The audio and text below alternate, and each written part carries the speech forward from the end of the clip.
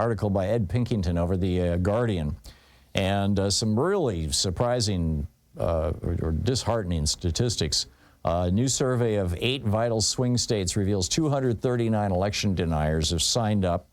They're actively engaged in electoral battles this year.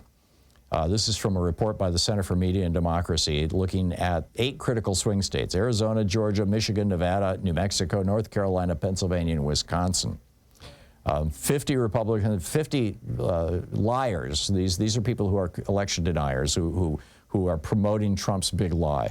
50 of them are running for Congress, 6 are running for state executive offices, 81 are leaders of local Republican organizations, and 102 are current members of state and county election boards. And, which is pretty astonishing.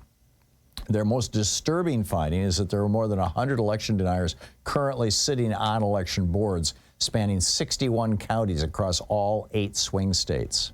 6 are concentrated in Pennsylvania, which is a critical state. I believe they have 19 electoral college votes. Pretty much you've got to win Pennsylvania if you want to win the White House. And if they can shut that down, I mean, this is what Pearson, who is Mr. Pearson? We're quoting a guy. Oh yeah, Arne Pearson is Center for Media and Democracy's executive director. And he writes, the nightmare scenario is that they'll hold up certification. They'll force state officers to go to court to compel them to certify the results while they spread disinformation, in other words, lies, about widespread voter fraud and non-citizen voting. The big threat is that this will create a similar or even more heightened atmosphere of the sort that led to the January 6th insurrection. Trump has even praised these people, the 3 election deniers who are on the board in Georgia. He called them out. He said they're pit bulls fighting for honesty, transparency, and victory. No. This is how Trump thinks he's going to win. He's going to steal the election.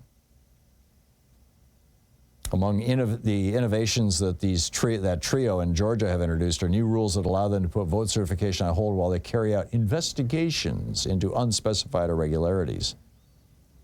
Mark Elias calls it somewhere between insidious and insane. In Cochise County, this is in Arizona, South Arizona, 2 election supervisors, Tom Crosby and Peggy Judge, are due to stand trial next month for criminal offenses for messing with the election in 2022. Pennsylvania is suffering the most from the scourge of election denial, numerically speaking, with 49 election deniers in influential positions, including 29 election administration officials. 10 election deniers are running to represent Pennsylvania in Congress. I mean, this is wild stuff. Meanwhile, a state judge in New York has overturned North Dakota's abortion ban. The state attorney general, the Republican Drew Wrigley, says he's going to appeal it to the state Supreme Court. But this judge, he had done this once before. He did this 3 years ago.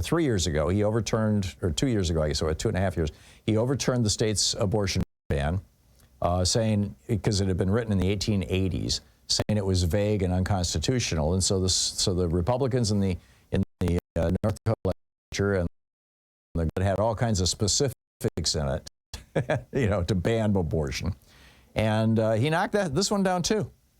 He says he said the North Dakota Constitution guarantees each individual, including women, the fundamental right to make medical judgments affecting his or her bodily integrity, health, and autonomy in consultation with chosen health care provider free from government interference.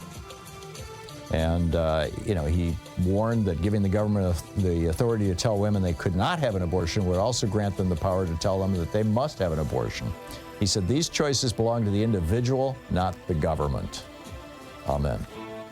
You're listening to the Thom Hartmann Program. Call 202-808-9925. That's our good news alert for the day. Got a couple of weird headlines for you, and I'll pick up your calls on the other side of the break. It's Anything Goes Friday.